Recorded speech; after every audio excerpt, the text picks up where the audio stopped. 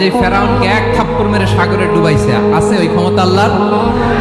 যে নামরুদকে ল্যাংড়া মশা দিয়ে দুনিয়া থেকে শেষ করে দিয়েছে, ওই আল্লাহর ক্ষমতা আজও আছে না নাই? আজও আছে, আজও আছে। ঘুম হচ্ছে দুর্বলতার প্রতীক, আল্লাহর ঘুম নাই। আল্লাহ যদি ঘুমায়, সূর্যের সাথে চন্দ্র লেগে, একটার সাথে আরেকটা লেগে সব খান খান হয়ে যাবে, ঠিক কিনা বলে? তাহলে 3 নাম্বার কথা হচ্ছে আল্লাহর ঘুমে ধরে না।